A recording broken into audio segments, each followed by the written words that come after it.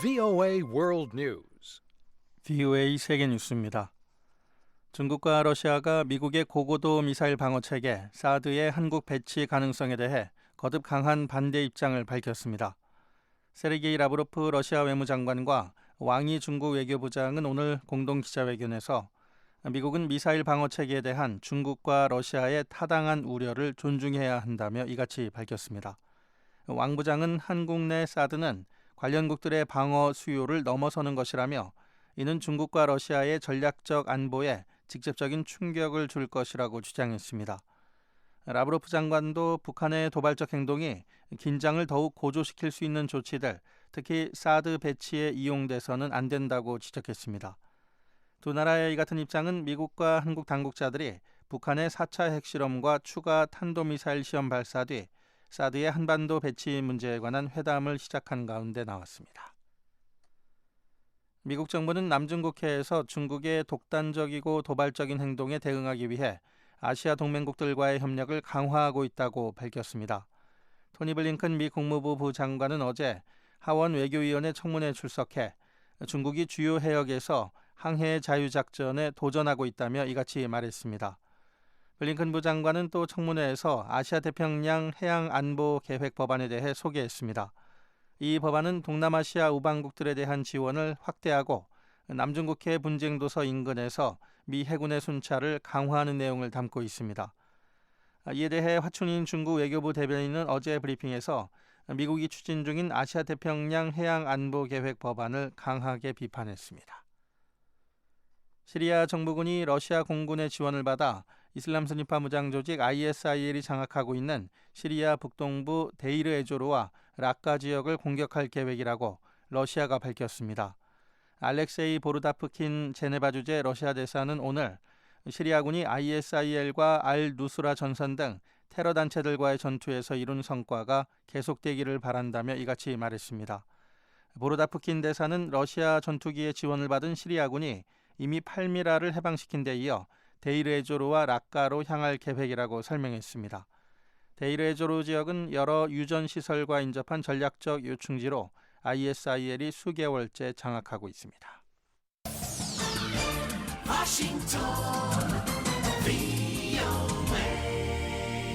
지금 여러분께서는 VOA 세계 뉴스 듣고 계십니다. 베냐민 네타냐후 이스라엘 총리가 이스라엘과 팔레스타인 간 교착 상태를 타개하기 위한 프랑스 평화회의 제안을 거부했습니다. 네타냐후 총리는 유대교 절기인 6월절이 시작되기 직전 발표한 성명에서 올해 하반기에 열릴 것으로 전망되는 프랑스 평화회의는 득이 없는 것으로 보인다며 이같이 밝혔습니다. 네타냐후 총리는 성명에서 이스라엘은 팔레스타인과의 갈등을 해결하는 최상의 방안은 양측 간 직접 협상이라는 입장을 고수하고 있다고 강조했습니다.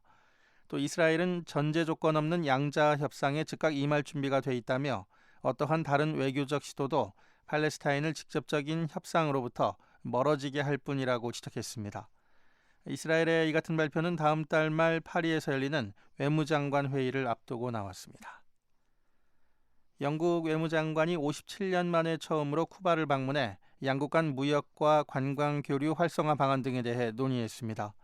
필립 해먼드 영국 외무장관은 쿠바에 도착해 가진 기자회견에서 영국은 쿠바와의 관계를 강화할 준비가 돼 있다며 이미 에너지와 교육, 금융 서비스 관련 협정에 서명했다고 밝혔습니다. 해먼드 장관은 또 쿠바가 의미 있는 사회 경제적 변화의 시기로 진입함에 따라 영국은 새로운 관계 구축을 열망하고 있다는 점을 쿠바 정부와 국민들에게 보여줄 수 있기를 기대한다고 말했습니다. 영국 통상산업부에 따르면 지난해 쿠바에 대한 영국의 수출은 25% 증가했습니다. 또 지난해 쿠바를 여행한 영국인은 16만 명으로 캐나다에 이어 두 번째로 많았습니다. 이란은 미국 내 동결자금이 해제될 수 있도록 유엔이 영향력을 행사해 줄 것을 요청했습니다. 앞서 미국 대법원은 지난주 미국 내 금융기관에 동결돼 있는 20억 달러의 이란 자금을 이란이 연루된 것으로 추정되는 테러 사건 피해자들의 보상금으로 사용할 수 있도록 판결했습니다.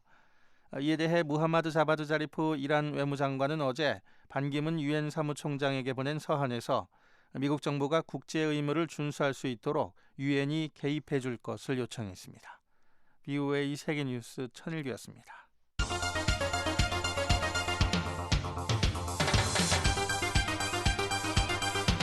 VOA News Today. 여러분 안녕하십니까? VOA 뉴스 투데이 3부 진행의 조상진입니다. 먼저 이 시간 보내드릴 주요 한반도 소식입니다. 한국 정부는 북한이 무수단 미사일 발사에 잇따라 실패했지만 추가 발사에 나설 가능성이 있다고 보고 상황을 예의주시하고 있습니다.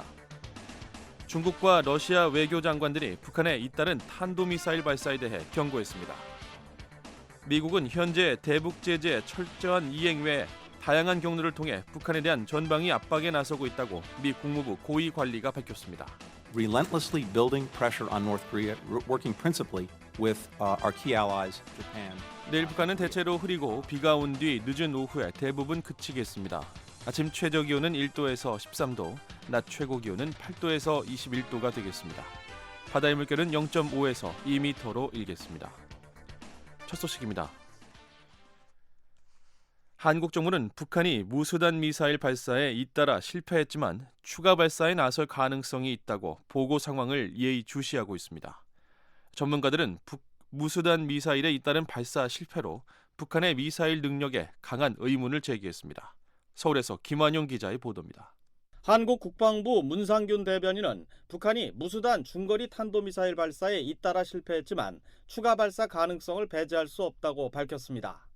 문 대변인은 29일 정례 기자 설명회에서 잇따른 실패에도 발사를 계속 감행하는 연장선상에서 보면 북한이 곧 추가 발사에 나설 수 있다며 북한의 동향을 예의주시하고 있다고 말했습니다. 북한은 지난 15일 무수단 미사일 한 발을 발사한 데 이어 28일엔 오전과 오후에 각각 한 발씩 추가 발사했지만 모두 공중 폭발이나 추락한 것으로 파악됐습니다. 문 대변인은 무수단 미사일이 실전 배치된 것으로 보고 있고 무기 운용 조직과 같은 것도 확인된 상태라고 말했습니다. 이 때문에 이번 무수단 미사일 발사가 단순한 시험 발사 차원은 아닐 것이라는 관측에 힘이 실리고 있습니다. 문 대변인은 이와 함께 북한이 핵실험 준비를 마친 것으로 평가하고 있다며 빠른 시일 내 핵실험을 감행할 가능성도 상당히 높다고 우려했습니다. 한국국책연구기관인 국방연구원의 부영옥 박사는 이와 관련해 북한이 폭발력을 높인 핵실험에 나설 경우 중국의 반발이 심각해질 수 있다는 점을 고려해 무수단 재발사 가능성에 무게를 두었습니다. 김정은이 앞으로 한 일주일 내에 굉장히 고심에 찬 결정을 할 것 같은데 핵카드도 사실상 배제할 수도 없는 상황이 되었다고 저는 판단하지만 그래도 이것이 가지고 있는 무게감이 너무 크기 때문에 무수단의 재발사나 이런 움직임이 앞으로 나타나지 않을까 이런 생각을 합니다. 한국 정부는 북한이 연이은 실패에도 무수단 미사일을 계속 발사하고 있는 데 대해 대내외적인 정치적 목적을 달성하려는 무리한 시도로 보고 있습니다. 정준희 통일부 대변인입니다. 당 대회를 앞두고 김정은이가 지시한 데 따라서 단시간 내에 무리하게 재발사를 하고 있는 것으로 보입니다. 이것은 물론 당 대회에 실적이 필요한 그런 상황도 연관되어 있다라고 봅니다. 한국의 북한 전문가들은 무수단 미사일 발사에 잇따른 실패로 북한의 미사일 능력에 대한 의문을 강하게 제기했습니다. 서울대 통일평화연구원 장용석 박사는 무수단 미사일은 북한이 이란에서 실험을 마치고 지난 2007년 실전 배치까지 한 무기로 알려져 있다며 북한으로선 이번 실패를 계기로 미사일 능력에 대한 전반적인 재점검이 필요할 수 있다고 지적했습니다. 최근 3번의 미사일 발사에서 폭발하거나 추락하거나 또다시 폭발하는 현상이 발생함으로써 미사일 엔진에 결정적인 결함이 있지 않나 싶은 추정을 할 수밖에 없는 상황이고 이런 점에서 북한의 중장거리 미사일이 과연 무기로서의 성능을 제대로 확보하고 있는지에 대해서 강한 의문이 들 수밖에 없는 상황이 아닌가 생각합니다. 국방연구원 부영옥 박사는 북한이 보유한 무수단 미사일 수는 30기에서 50기로 추정되고 있다며 따라서 미사일 발사에 계속된 실패는 북한 전력에 적지 않은 타격이 될 수 있다고 지적했습니다. 서울에서 VOA 뉴스 김환용입니다. 미국 국무부가 북한의 잇따른 미사일 발사를 강하게 비난했습니다. 유엔에 공식으로 문제를 제기하겠다고 밝혔습니다. 백성원 기자의 보도입니다. 국무부는 북한의 이번 미사일 발사와 최근의 다른 시험 발사를 강력히 규탄한다고 밝혔습니다. We strongly condemn these and North Korea's other recent missile tests, which violate multiple UN Security Council resolutions. 캐티나 애덤스 국무부 동아시아 태평양 담당 대변인은 28일 VOA와 전화 통화에서 북한이 이날 무수단 중거리 탄도미사일로 추정되는 발사체를 연이어 발사한 데 대해 북한이 탄도미사일 기술을 이용한 발사를 하지 못하도록 명백히 금지한 복수의 유엔 안보리 결의를 위반하는 행위라고 비난했습니다. 애덤스 대변인은 북한의 탄도미사일 발사 보도를 알고 있다며 영내 동맹 동반국들과의 긴밀한 공조 아래 상황을 주시하고 분석하고 있다고 설명했습니다.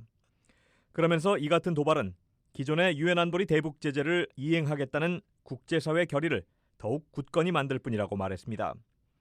애덤스 대변인은 도발적 행위들에 대한 책임을 북한에 물리려는 국제적 결의를 분명히 하기 위해 유엔에서 우려를 제기할 것이라고 밝혔습니다. We intend to raise our concerns at the UN to ensure that international resolve remains firm. 또 북한의 위협에 맞서 한국과 일본을 포함한 동맹을 방어하려는 미국의 의지는 철통 같다며 어떤 공격이나 도발로부터도 미국과 동맹을 방어할 준비가 돼 있다고 강조했습니다.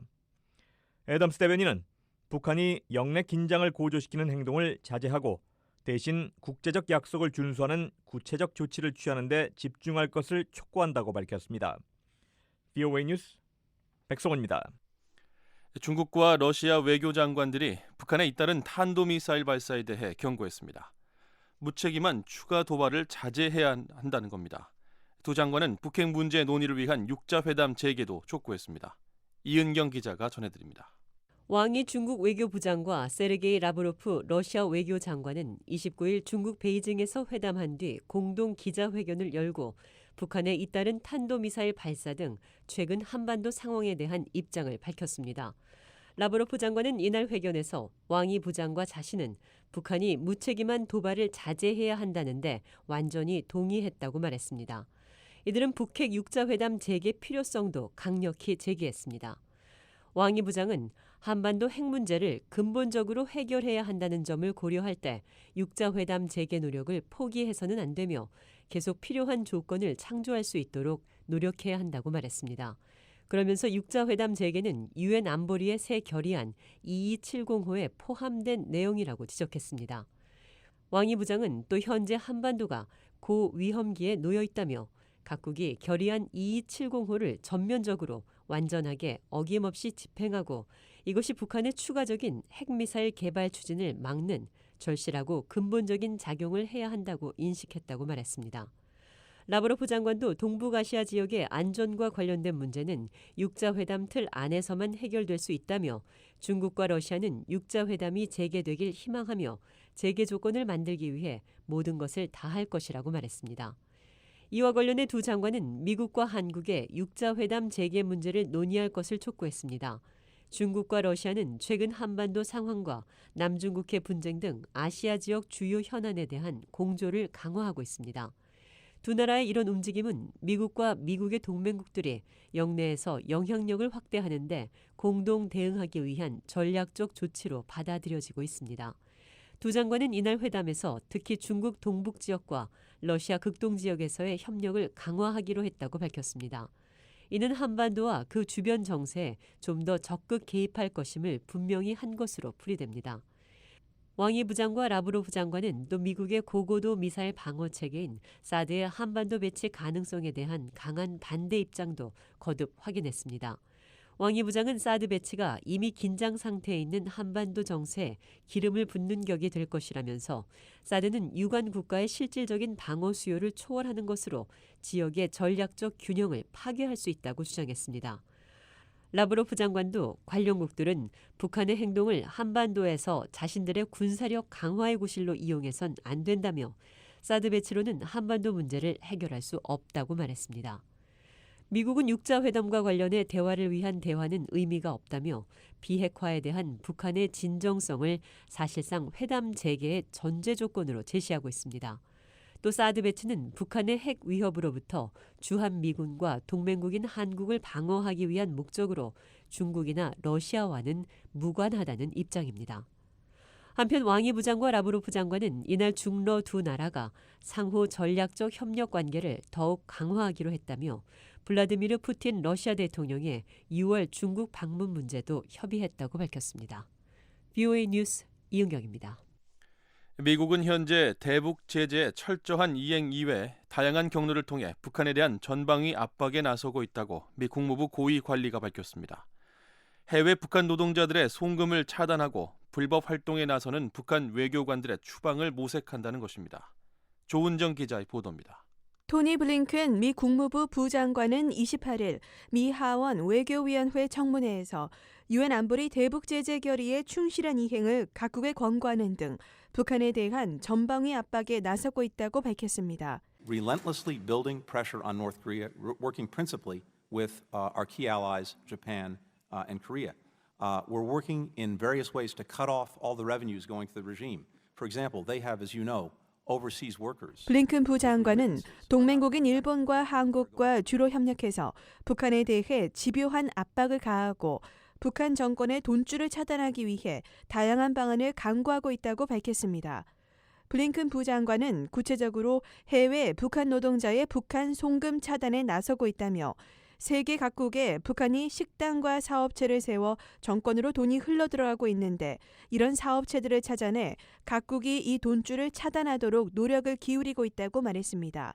이어 소위 북한 외교관이라는 자들이 불법 물품 조달뿐 아니라 불법 행위에도 가담하고 있다며 외교 업무를 보지 않는 북한 외교관들이 추방되도록 노력을 기울이고 있다고 밝혔습니다.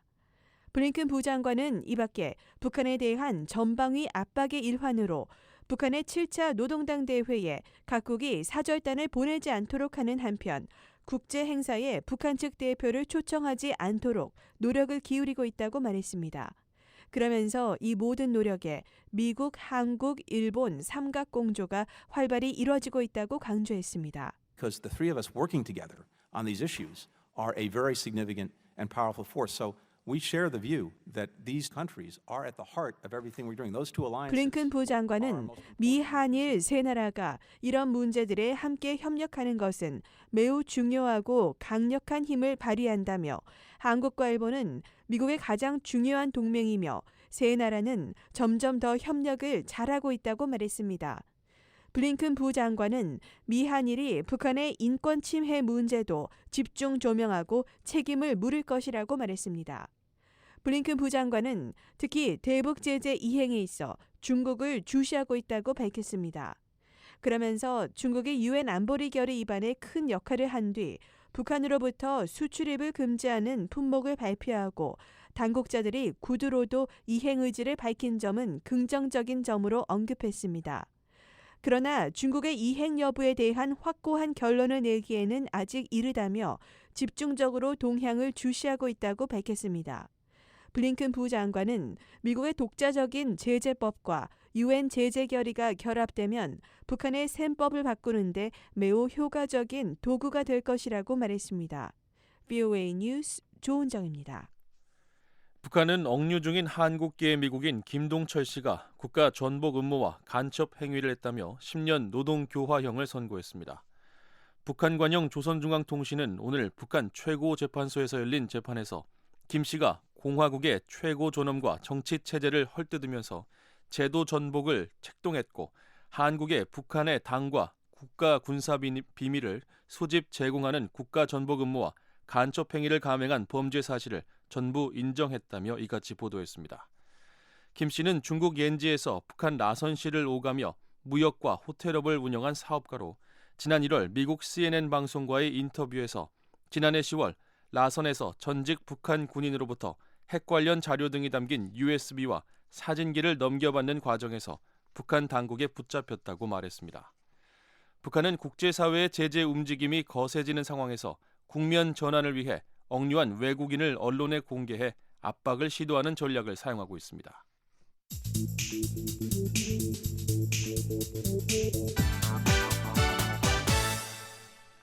미국과 한국, 일본의 탈북자 단체와 비정부 기구 등이 모여 북한 정권 붕괴 후 탈북자들의 역할을 강조하는 한반도 자유통일을 위한 서울 선언을 발표했습니다. 이들은 현재 북한에서 수령 제일주의가 쇠퇴하고 체제 붕괴 조짐이 나타나고 있다고 주장했습니다. 서울에서 한상미 기자가 보도합니다. 제13회 북한 자유주간 행사로 29일 서울 프레스센터에서 열린 한반도의 자유통일을 위한 미한일 전략회의에서 세 나라 대표들은 북한 체제 붕괴 이후 탈북자 역할을 강조하는 서울 선언을 선포했습니다. 지난해 북한의 인권 상황 개선 요구를 담은 워싱턴 선언이 발표된 지 1년 만입니다. 미한일 대표들은 한국 정부와 북한 주민이 주체가 된 국제사회가 환영하고 지원하는 자유통일이 목표이며 이를 위해 통일 과정에서의 탈북자들 역할이 중요하다고 강조했습니다. 한국 대표로 참가한 자유북한 방송 김성민 대표입니다. 우리가 추구하는 자유통일은 노동당 독재 정권과의 통일이 아니라 북조선 인민들과의 통일이다. 김정은 정권의 붕괴가 가까워진 현 시점에서 우리는 대한민국과 북조선 인민들이 주체가 되어 국제사회가 환영하고 지원하는 자유통일을 새로운 목표로 정하고 각각의 입장에서 그 실현을 위해 전력을 다해 나갈 것을 결의한다. 김 대표는 통일 과정에서 탈북자 역할을 중심으로 한 구체적인 방안도 제시했습니다. 우리는 김정은 독재 정권의 붕괴 시 노동당에 의한 아류 독재 정권이 생겨나지 않도록 한국형 자유민주주의 체제의 수립과 완성을 위해 최선을 다한다. 우리는 한국 주도의 통일이 실현된다 해도 토지나 건물 등에 대한 소유권 분쟁 등의 무질서를 막기 위한 필수 조건으로 통일의 주체에 북한 주민들이 의사가 반영되고 북한 주민들이 반드시 들어갈 수 있도록 최선을 다해 노력한다. 김 대표는 아울러 지난해 북한의 인권 개선 요구를 담은 워싱턴 선언이 발표된 지 1년이 지났지만 김정은 정권은 반성은커녕 핵실험과 미사일 도발 등 군사적 긴장감을 더욱 조성하고 있다면서 북한 정권이 스스로 멸망을 자초하고 있다고 비판했습니다. 또 현재 북한에선 혁명적 수령관과 공산주의적 사고방식에서 탈피하려는 현상은 물론 수령제일주의가 아닌 장사제일주의, 외화제일주의 바람이 일고 있다면서 장사만이 살 길이라는 새로운 가치관이 생겨나고 있다고 설명했습니다. 이는 배급체제와 사회주의 계획경제가 무너진 가운데 스스로 시장 원리에 눈을 떠 삶을 개척해 나아가는 것이라며 이런 모습은 김정은 정권이 붕괴 직전이라는 걸 보여준다고 말했습니다. 서울선언 발표에 앞서 진행된 전략회의에 참석한 니시오카 쯔토무 일본 동경기독교대학 교수는 북한 인권 문제와 핵, 미사일 도발 등의 해결책은 북한의 자유가 도입되는 것이라며 한국과 북한 주민이 하나 되는 통일이 필수라고 강조했습니다. 북한의 인권, 납치, 핵, 테러 모든 문제의 해결책은 자유도입니다. 김정은 정권은 말기 현상을 보이고 있습니다. 언제 붕괴될지 모릅니다. 자유통일의 절호의 기회가 와 있는데. 한편 북한 자유주간 대회장을 맡고 있는 수전 숄티 북한 자유연합 대표는 올해 말 미국 대통령 선거가 있고 내년이면 새로운 의회가 구성되는 만큼 내년 제14회 북한 자유주간은 미국 워싱턴 DC에서 열 계획이라면서 그럼에도 불구하고 내년 북한 자유주간을 평양에서 개최할 수 있길 기대한다고 말했습니다. 서울에서 VOA 뉴스 한상미입니다. 북한 주민 10명 가운데 9명은 예방접종을 받고 있다고 유엔이 밝혔습니다. 유엔은 올해 BCG와 홍역 등 백신 8종을 지원할 계획입니다. 김현진 기자가 보도합니다. 북한 주민에 대한 예방접종률이 94% 이상이라고 유엔 아동기금 유니세프가 밝혔습니다. 유니세프는 28일 VOA에 보낸 이메일에서 북한이 일상적인 예방접종 프로그램을 수행하고 있어 적게는 93.7%, 많게는 98.5%의 주민이 예방접종을 받고 있다고 밝혔습니다. 유니세프는 1년에 4차례 북한 94개 시군에서 어린이들을 위한 필수 백신을 포함해 23가지 필수 의약품을 지원하고 있다고 밝혔습니다. 이와 함께 5세 미만 어린이 170만 명을 대상으로 설사와 폐렴 치료를 위한 의약품과 경구제 수화염 50만 개를 지원하고 있다고 덧붙였습니다. 유니세프는 지난해 한국 정부로부터 300만 달러를 지원받아 어린이 백신 등 필수 의약품을 지원했지만 올해는 심각한 자금 부족으로 어려움을 겪고 있다고 밝혔습니다. 그러면서 올해 보건 사업에 총 450만 달러가 필요한 상황이라고 덧붙였습니다. 유니세프는 올해 1살 미만 북한 어린이 36만 3천여 명에게 백신을 지원하고 임산부 37만여 명에게 파상풍 톡소이드 백신을 지원할 계획입니다. 또 세계 백신 면역연합 개비와 함께 취약계층을 대상으로 BCG와 홍역, B형 간염 등 8종의 예방접종을 지원할 계획이라고 밝혔습니다. VOA 뉴스 김현진입니다. 이번 주는 세계보건기구 WHO가 제정한 세계 예방접종 주간입니다. 이 주간은 전 세계 모든 어린이가 백신 예방접종을 맞을 수 있도록 다 같이 노력하자는 취지에서 제정됐는데요. 유엔은 특히 예방 접종만으로 충분히 방지할 수 있는 질병에 대해서 예방 주사를 꼭 맞을 것을 권고하고 있습니다. 김현진 기자와 함께 자세한 내용 알아보겠습니다. 안녕하십니까? 네, 안녕하세요. 네. 자, 먼저 아이들이 꼭 맞아야 하는 필수 예방 접종 어떤 것들이 있을까요? 네, 우선 아이가 태어나면 4주 안에 결핵 예방 주사인 BCG 예방 접종을 받아야 하고요. 6개월 안에 B형 간염 예방 주사를 맞아야 합니다. 또 생후 2개월에서 15개월 사이 뇌수막염 백신을 맞아야 하고요. 2개월에서 만 6세 사이에는 소아마비 예방 주사도 맞아야 합니다. 또 폐렴구균, 디프테리아, 백일해, 파상풍, 수두, 홍역, 유행성 이하선염, 풍진, 일본내염 등도 아이들이 꼭 맞아야 하는 백신입니다. 네, 이 생후 4주 안에 결핵 BCG 예방 접종을 해야 하고 또 6개월 이내에 B형 간염을 맞아야 한다 이렇게 말씀해 주셨는데 이런 그 접종 시기를 반드시 지켜야 하는 건가요? 네, 지키는 것이 중요합니다. 특히 어떤 백신은 몇 번씩 나눠서 맞는 경우가 있는데요. 이 효과를 보려면 접종 시기를 지키는 것이 중요합니다. 그 시기에 안 맞게 되면 노출됐을 때 감염 위험성이 그만큼 높아지는 거죠. 네, 앞선 보도에서도 전해주셨는데 북한의 예방 접종률 상당히 높더군요. 네, 제가 방금 보도해드린 대로 유니세프에 따르면 북한 주민에 대한 예방접종률은 94%를 넘습니다. 또 세계보건기구의 북한 예방접종 실태 자료에 따르면 2014년 기준으로 북한 어린이 BCG 예방접종률은 98%였습니다. 유아의 필수적인 백신인 디프테리아, 백일해, 파상풍 예방접종, 즉 DPT 1차와 3차 예방접종률은 각각 94%와 93%를 기록했습니다. B형 간염, 소아마비 백신 접종률도 99%로 나타났습니다. 네, 자 이렇게 백신 예방 접종률이 높게 나타난다는 건 북한에서 그 아이들에게 필요한 이 필수 백신 접종이 제대로 이루어지고 있다 이렇게 볼 수 있을까요? 네, 그렇진 않습니다. 이 세계보건기구의 북한 예방접종 실태 자료에 따르면요, 이 북한에서는 루벨라, 즉 풍진 예방 접종이 이루어지지 않고 있습니다. 세계보건기구는 풍진 예방 접종을 권고하고 있죠. 예, 이 풍진 백신을 안 맞을 경우에 어떤 문제가 생길 수 있는 거죠? 네, 풍진에 감염될 가능성이 높아지는 건데요. 이 풍진은 발열, 발진이 일어나는 감염성 바이러스 질환입니다. 이 합병증으로 관절염 증상을 동반하는 경우가 있습니다.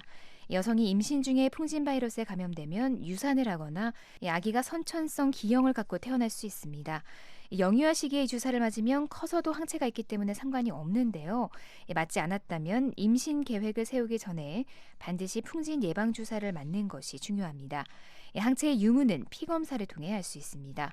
여기서 중요한 점은요, 항체가 없더라도 임신 중에는 풍진 예방 주사를 맞아서는 안 된다는 점인데요. 태아가 기형이 될 수 있기 때문입니다. 네, 말씀해주신 대로 여성이 이제 아이를 가졌을 경우에는 조심해야 할 것들이 참 많아지는데 임신 중에 맞아서는 안 되는 예방 주사 또 어떤 것들이 있습니까? 네, 홍역, 볼거리, 수두, 자궁 경부암 백신 예방 주사도 절대 임신 중에 맞아서는 안 됩니다. 임신을 계획하고 있거나 임신 중 예방 접종이 필요한 경우에는 반드시 의료 전문가와 상담을 한 뒤 결정해야 합니다. 네. 자, 앞서 유니세프는 이 세계 백신 면역 연합과 함께 올해 북한 취약계층을 위해서 총 8종의 예방 접종을 지원할 계획이다 이렇게 밝혔는데요. 구체적으로 어떤 백신들을 지원할 예정이죠? 네, 우선 취약계층 36만 2천여 명을 대상으로 BCG 백신을 지원할 계획입니다. 또 홍역과 B형 간염, 파상풍 디프테리아, TD, 디프테리아 파상풍 백일해 폴리오, IPV, 또 소아마비 등을 지원할 예정입니다. 이와 함께 세계 백신 면역 연합 개비는 북한 취약계층 36만 명을 대상으로 디프테리아 파상풍, 백일해, B형 간염, 소아마비 백신인 펜타를 지원할 예정입니다. 네, 자, 예방 접종 후에도 주의해야 할 사항들이 많을 텐데 어떤 것들이 있는지 또 예방 접종 후에 이상 반응이 생길 경우에는 또 어떻게 하면 좋은지 설명해 주시죠. 네, 우선 접종 부위를 청결히하고요. 또 접종 후에 적어도 3시간 이상은 몸에 어떤 변화가 있는지 주의 깊게 관찰하는 것이 좋습니다. 약간의 두통이나 근육통, 발열 정도는 정상적인 면역 반응으로 볼 수 있지만 2, 3일이 지나도 열이 계속 나거나 평소와 다른 신체 증상이 나타나면 의사에게 진료를 받는 게 좋습니다. 네, 자, 김현진 기자와 함께 백신 예방 접종과 관련한 주의 사항 또 알아둬야 할 점 등에 대해 자세히 알아봤습니다. 서울에서 탈북 지식인들을 중심으로 북한 자유화 전략을 주제로 한 토론회가 열렸습니다. 지난 24일부터 시작된 제13회 북한 자유주간 행사의 일환인데요. 서울에서 박은정 기자가 전해드립니다. 이거는 제13회 북한 자유주간 선정하고 있습니다. 지난 27일 서울 여의도 국회 도서관 회의실. 북한 자유주간 주최로 북한 주역들이 말하는 북한 자유화 전략이라는 주제로 토론회가 열렸습니다. 이번 토론회는 탈북민들의 시각에서 북한 내부를 위한 방안을 모색해보는 자리인데요. 토론회 사회를 맡은 홍순경 북한 민주화위원회 위원장입니다. 사실 다 우리 탈북민들이 다 알고 있지만 그전에는 자기 형제들에게도 이 북한을 떠나자, 우리 어디 가자 이런 말을 할 수가 없었습니다. 그 말 한마디가 온 가족과 온 친척의 생명을 좌우하는 그런 엄중한 범죄로 간주되기 때문이죠. 그런데 어떻게 친척도 아니고 가족도 아닌 13명이 한국으로 올 수 있었다는 것은 북한 내부가 그만큼 흔들리고 또 이런 정권에 대한 공통적인 그런 반감이 형성되어 있다는 것을 반증하고 있습니다. 통일을 이루기 위한 이런 길에서 우리 탈북민들이 역할을 오늘 토론하게 되는데 이것은 매우 적절한 시기에 또 적절한 어젠다를 가지고 지금 오늘 토론이 시작될 것입니다. 이번 토론회는 지난 24일부터 오는 5월 1일까지 진행되고 있는 제13회 북한 자유주간 행사의 일환으로 진행된 건데요. 토론회에 앞서 수잔 솔티 미국 자유북한연합 회장의 격려사가 있었습니다. It's hard to believe that it took us so long. 여러분들이 말씀해 주셨던 것처럼 북한 정권 안에서 얼마나 끔찍한 인권 참상이 일어나고 있는지를 사람들이 이제야 이해하게 되었다는 것이 굉장히 놀라운 일이라고 생각합니다. It's finally acknowledged by the world that that's happening, and it's because of your bravery and your speaking out.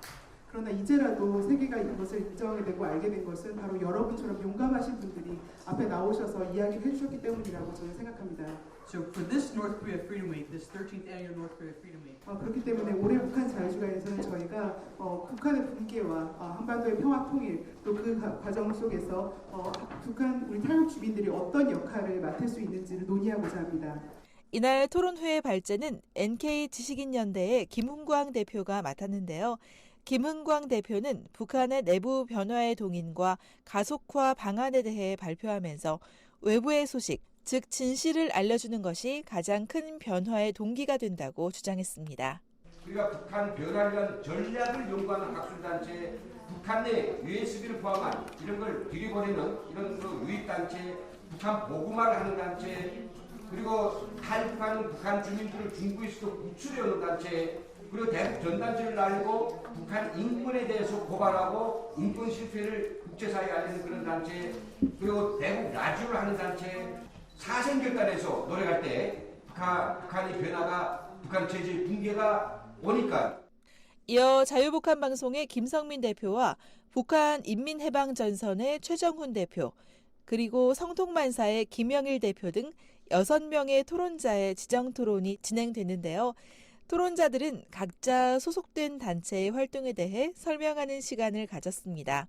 성통만사의 김영일 대표는 북한 정권과 북한 주민들을 분리시키는 데 목적을 둔 성통만사의 외부 정보 유입 활동과 전략에 대해 발표했고, 자유북한방송의 김성민 대표는 북한 독재정권 붕괴에 초점을 맞춘 민간 대북방송의 역할과 목적, 그리고 향후 과제에 대해 이야기했습니다. 김성민 대표입니다. 민간 대북 방송들이 끊임없이 시작 때부터 요구하는 게 있죠.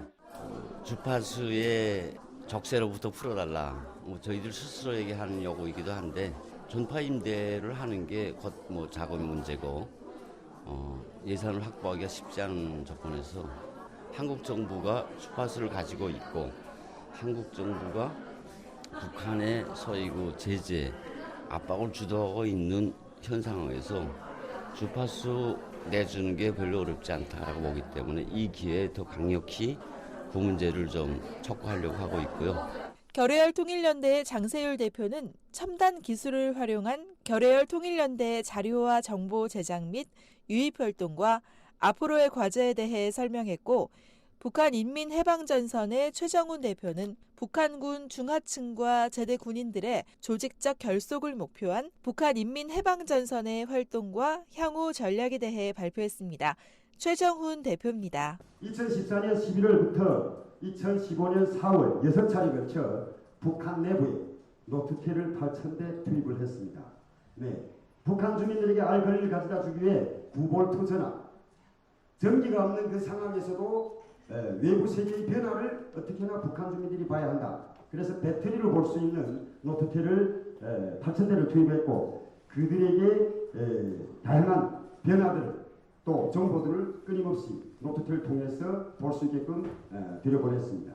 이어 진행된 토론에서 NK지식연대의 박건하 부대표는 북한 내부로의 정보선을 구축해 외부와의 쌍방향 정보 흐름을 만들기 위한 활동에 대해, 그리고 자유통일문화연대의 도명학 대표는 한류 문화를 통한 북한 주민들의 친남한 정서를 확산시키기 위한 자유통일문화연대의 활동과 전략에 대해 발표했습니다. 한편 이번 북한 자유주간의 모든 행사는 민간 대북 방송인 자유북한 방송을 통해 북한 주민들에게 방송됩니다. 서울에서 VOA 뉴스 박은정입니다.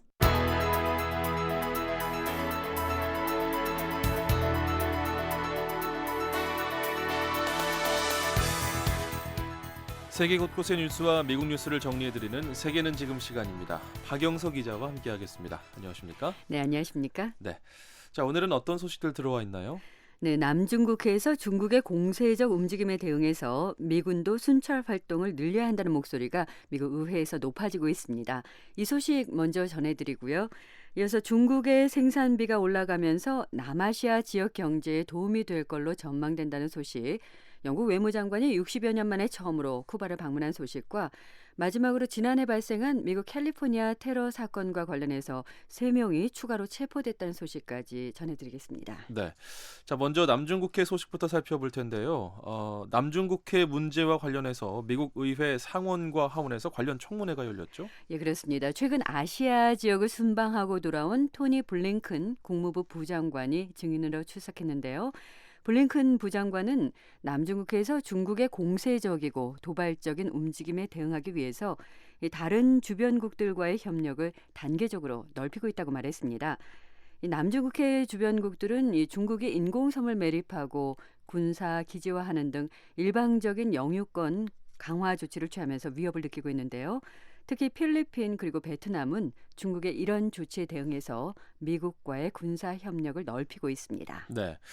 이 군사적 긴장이 높아지고 있는 남중국해 지역인데 얼마 전에 미국이 처음으로 필리핀과 남중국해에서 합동 해양 순찰을 진행하기도 했었죠. 네, 이달 중순에 필리핀을 방문한 애슈턴 카터 국방장관이 그런 사실을 처음 공개했었는데요.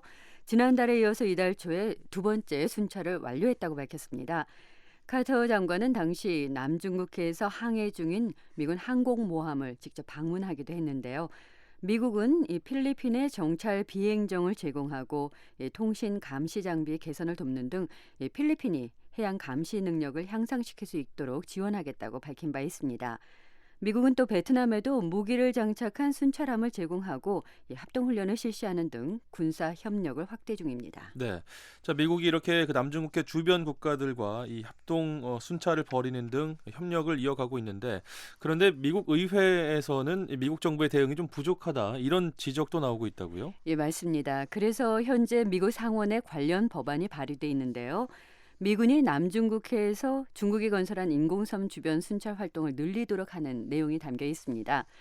미국은 현재 이 비정기적으로 순찰 작전을 수행하고요. 이 정확한 횟수도 공개하지 않고 있는데요.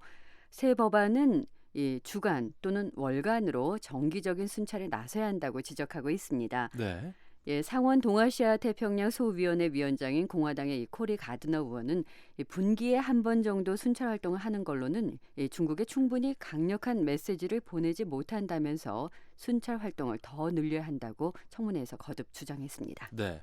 그런데 문제는 이제 중국의 경우 미국이 인공섬 주변 순찰을 강하게 늘려나가는 것을 강하게 반발하고 있죠. 예, 그렇습니다. 중국은 미군의 남중국해 순찰은 이 주권 침해라면서 군사적인 대응까지 경고하고 있는데요. 중국 외교부의 화춘잉 대변인은 어제 정례 브리핑에서 상원에 제출된 법안에 관한 질문을 받자 미국 의회가 의도적으로 남중국해의 긴장 상황을 과장하고 있다고 비난했습니다. 하지만 미국은 이 해양 안보 우려를 야기하는 게 오히려 중국이라는 지적인데요. 중국은 남중국해에 인공섬에 미사일을 배치하고 전투기까지 보내면서 이 주변국들의 우려가 더 높습니다. 네, 미국은 남중국해 그 영유권 문제에 관해서는 중립적인 입장을 취하고 있죠. 예, 미국 정부는 다른 지역의 영유권 분쟁에 대해서도 이 중립적인 입장을 유지하고 이 당사국들이 국제법을 준수하고 이 평화적으로 문제를 해결해야 한다는 입장입니다.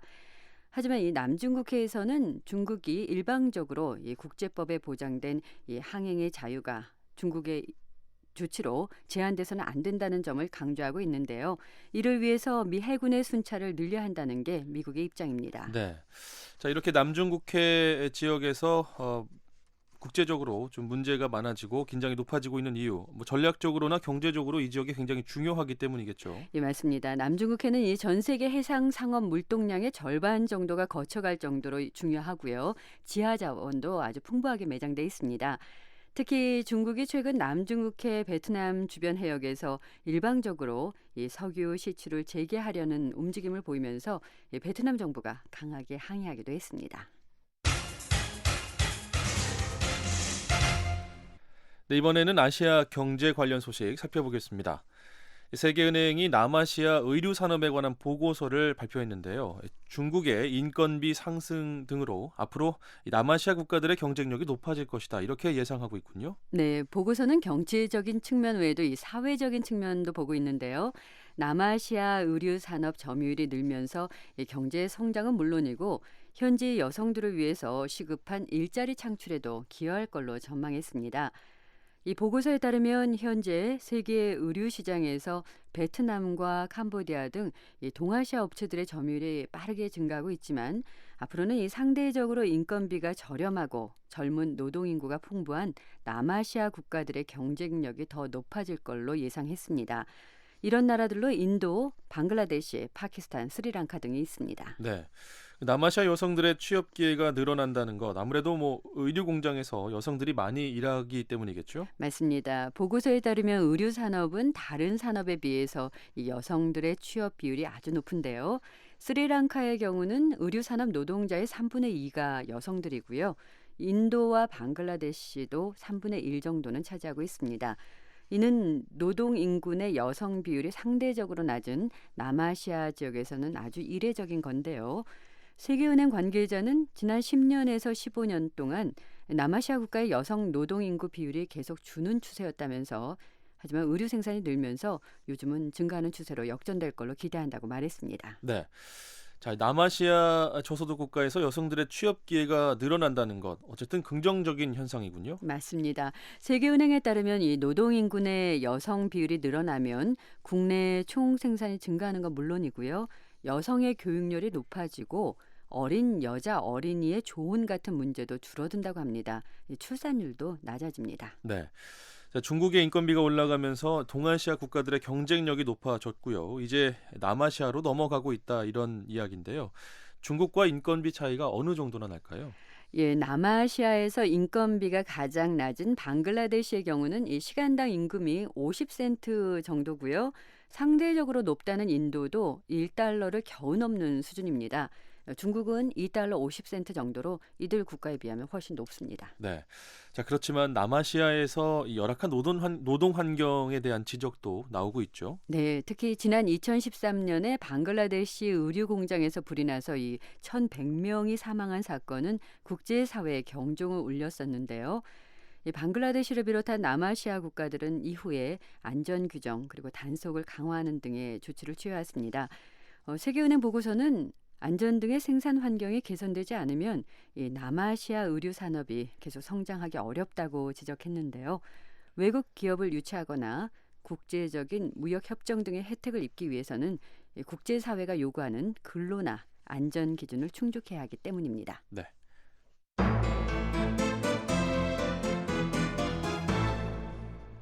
자, 다음 소식 살펴보겠습니다. 영국 외무장관이 거의 60년 만에 처음으로 쿠바를 방문했다는 소식이군요. 네, 필립 해먼드 영국 외무장관이 어제 쿠바 아바나에 도착했는데요.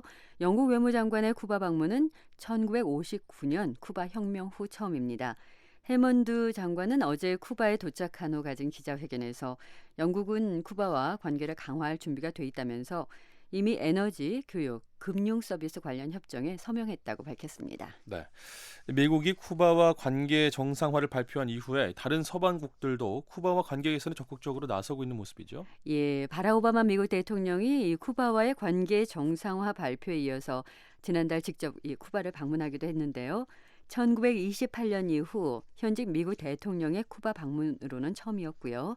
페데리카 모게리니 유럽연합 외교안보 고위 대표도 지난달 아바나를 방문하고 쿠바와의 관계 정상화를 논의하기도 했었습니다.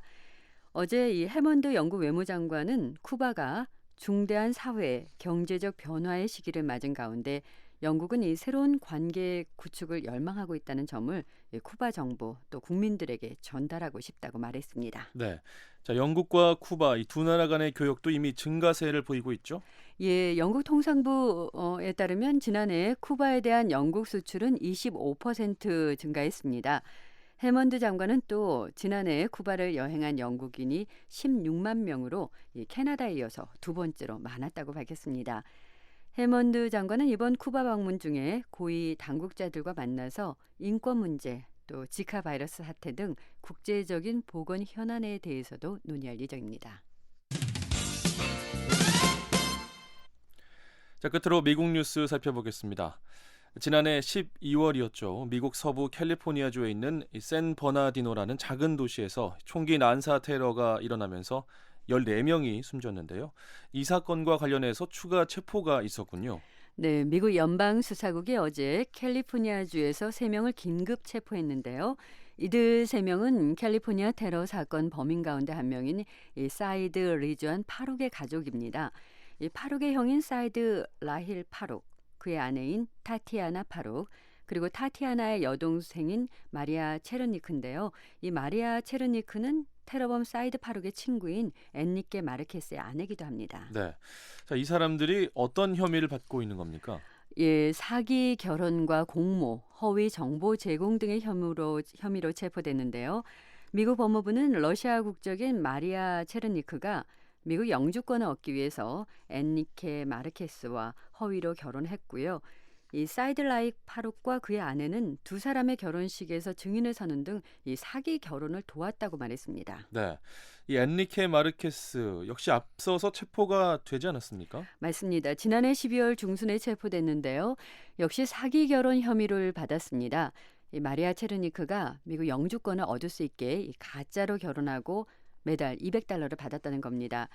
올해 24살인 이 마르케스는 캘리포니아 총기 테러범 사이드 파룩과 또 다른 테러를 모의했고요.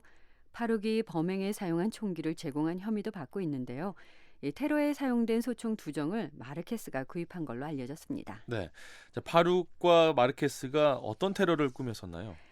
예, 마르케스는 지난 2011년과 2012년에 이 캘리포니아 고속도로 그리고 대학에서 총기 난사 테러를 벌일 계획을 세웠는데요. 하지만 실행에는 옮기지 않았습니다. 하지만 마르케스는 이 혐의에 대해서 무죄를 주장하고 있습니다. 네, 자, 이렇게 캘리포니아 테러범 사이드 리즈완 파룩의 가족과 또 친구가 체포됐는데요. 자, 여기서 파룩이 어떤 사람이었는지 잠시 살펴보고 넘어갈까요? 예, 파룩은 미국에서 태어난 이 파키스탄계 미국인인데요. 지난해 12월 2일에 아내 타슈핀 말릭과 함께 캘리포니아주 샌 버나디노시에서 총기 난사 테러를 일으켜서 14명의 사망자 그리고 20여 명의 부상자를 냈습니다. 이 파룩은 범행을 저지른 뒤에 달아나다가 경찰과의 총격전을 벌여서 숨졌고요. 아내 말릭 역시 이 과정에서 사망했는데요. 말릭은 파키스탄에서 태어나서 사우디아라비아에서 성장했고 파룩과 결혼해서 미국에 왔습니다. 네. 자, 이 캘리포니아 테러 사건은 9.11 테러 이후에 미국 땅에서 벌어진 최악의 테러로 알려져 있는데요. 범인들이 이슬람 극단주의의 영향을 받아서 테러를 저질렀다 이렇게 이야기를 했었죠. 두 사람이 상당히 오래전부터 급진화됐다고 하죠. 예, 맞습니다. 당국은 파룩 부부가 인터넷을 통해서 급진 사상에 빠졌을 걸로 보고 수사를 벌이고 있는데요. 이 두 사람이 우발적으로 테러를 저지른 게 아니라 인근 사격장에서 여러 차례 사격 연습을 하는 등 상당히 오랜 기간 동안 준비한 걸로 알려져 있습니다. 외국의 조직이나 단체의 지시로 테러를 일으켰다는 증거는 아직까지는 발견되지 않았습니다. 네, 자, 오늘은 여기까지 듣겠습니다. 세계는 지금 박영서 기자와 함께했습니다.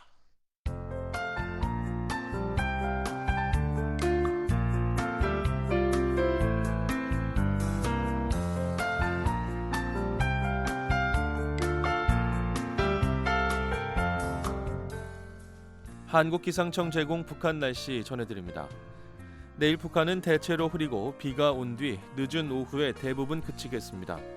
예상 강수량은 평안 남북도와 황해도, 함경 남북도에서 5에서 30mm 정도 내릴 것으로 예상됩니다. 아침 최저 기온은 1도에서 13도, 낮 최고 기온은 8도에서 21도가 되겠습니다. 바다의 물결은 0.5에서 2m로 일겠습니다. 다음은 지역별 날씨입니다. 평안 남북도는 대체로 흐리고 비가 내리겠는데요. 평양 최저 13도, 최고 21도, 남포 최저 12도에서 최고 20도, 신의주 아침 최저 10도, 낮 최고 20도, 강계 최저 8도, 최고 19도 분포를 보이겠습니다.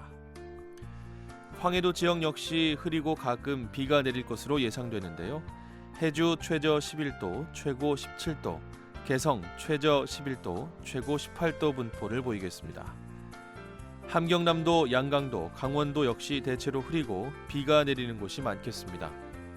함흥 최저 기온은 9도, 최고 16도, 해산 최저 5도, 최고 14도, 풍산 최저 1도, 최고 12도, 원산은 최저 9도, 최고 14도를 기록하겠습니다. 함경북도 역시 대체로 흐린 날씨 보이겠습니다.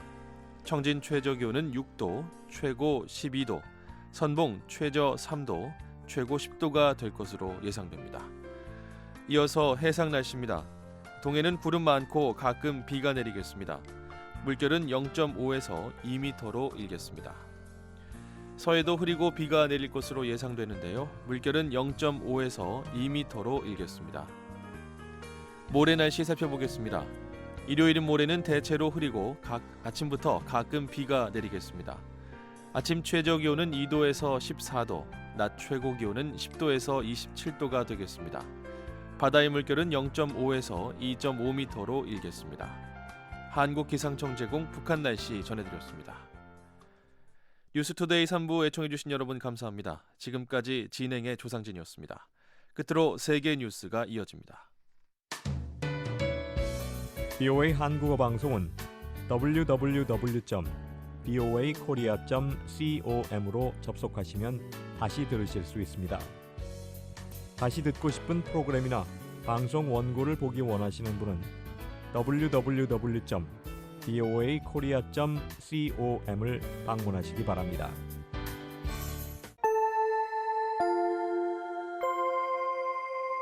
VOA World News. VOA 세계 뉴스입니다. 중국과 러시아가 미국의 고고도 미사일 방어 체계 사드의 한국 배치 가능성에 대해 거듭 강한 반대 입장을 밝혔습니다. 세르게이 라브로프 러시아 외무장관과 왕이 중국 외교부장은 오늘 공동 기자회견에서 미국은 미사일 방어 체계에 대한 중국과 러시아의 타당한 우려를 존중해야 한다며 이같이 밝혔습니다. 왕 부장은 한국 내 사드는 관련국들의 방어 수요를 넘어서는 것이라며 이는 중국과 러시아의 전략적 안보에 직접적인 충격을 줄 것이라고 주장했습니다. 라브로프 장관은 북한의 도발적 행동이 긴장을 더욱 고조시킬 수 있는 조치들, 특히 사드 배치에 이용돼서는 안 된다고 지적했습니다. 두 나라의 이 같은 입장은 미국과 한국 당국자들이 북한의 4차 핵실험과 추가 탄도미사일 시험 발사 뒤 사드의 한반도 배치 문제에 관한 회담을 시작한 가운데 나왔습니다. 미국 정부는 남중국해에서 중국의 독단적이고 도발적인 행동에 대응하기 위해 아시아 동맹국들과의 협력을 강화하고 있다고 밝혔습니다. 토니 블링컨 미 국무부 부장관은 어제 하원 외교위원회 청문회에 출석해 중국이 주요 해역에서 항해 자유작전에 도전하고 있다며 이같이 말했습니다. 블링컨 부장관은 청문회에서 아시아 태평양 해양 안보 계획 법안에 대해 소개했습니다. 이 법안은 동남아시아 우방국들에 대한 지원을 확대하고 남중국해 분쟁도서 인근에서 미 해군의 순찰을 강화하는 내용을 담고 있습니다. 한편 화춘잉 중국 외교부 대변인은 어제 브리핑에서 미국이 추진 중인 아시아 태평양 해양 안보 계획 법안을 강하게 비판했습니다. 시리아 정부군이 러시아 공군의 지원을 받아 이슬람 순위파 무장 조직 ISIL이 장악하고 있는 시리아 북동부 데이르 에조르와 락카 지역을 공격할 것이라고 러시아가 밝혔습니다. 세르게이 보르다프킨 제네바 주재 러시아 대사는 오늘 시리아군이 ISIL과 알누스라 전선 등 테러 단체들과의 전투에서 이룬 성과가 계속되기를 바란다며 이같이 말했습니다. 보르다프킨 대사는 러시아 전투기의 지원을 받은 시리아군이 이미 팔미라를 해방시킨 데 이어 데이르에조르와 락카로 향할 계획이라고 설명했습니다. 데이르에조르 지역은 여러 유전시설과 인접한 전략적 요충지로 ISIL이 수개월째 장악하고 있습니다.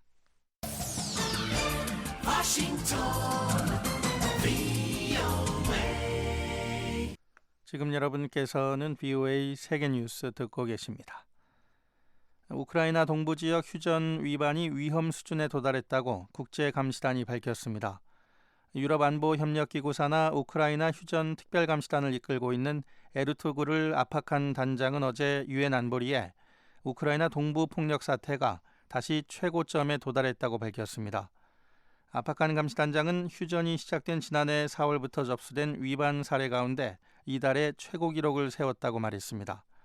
감시단 보고서에 따르면 지난 14일 현재 우크라이나 동부 지역에서 4,000건 이상의 휴전 위반 사례가 접수됐으며 이 가운데 500건은 금지된 중화기가 사용됐습니다.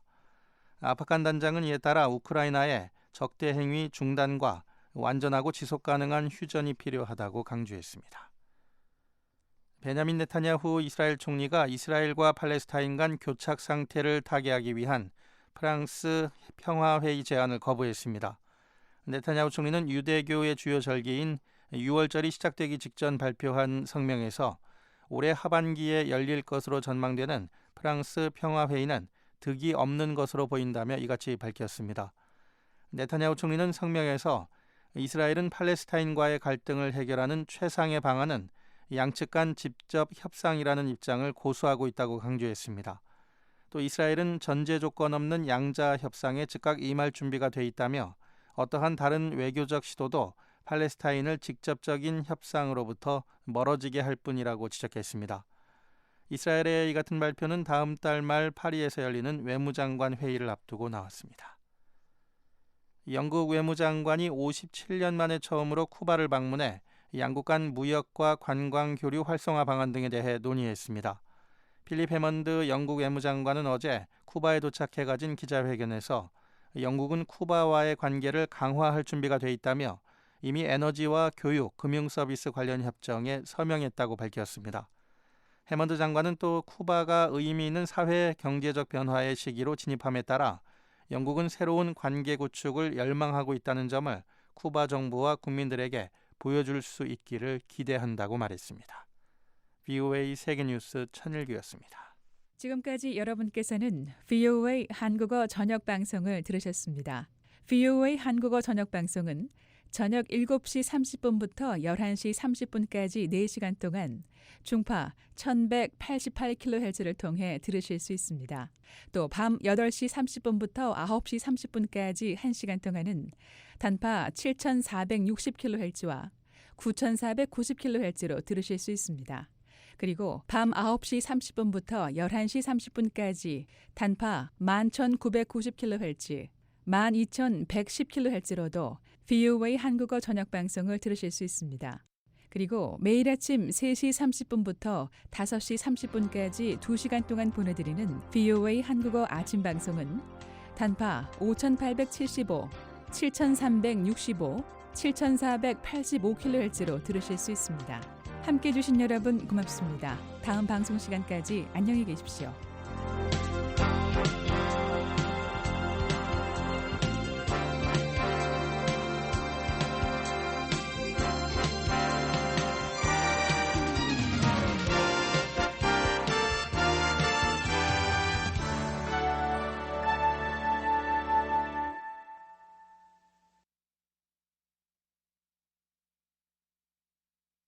This program has come to you from the Voice of America, Washington.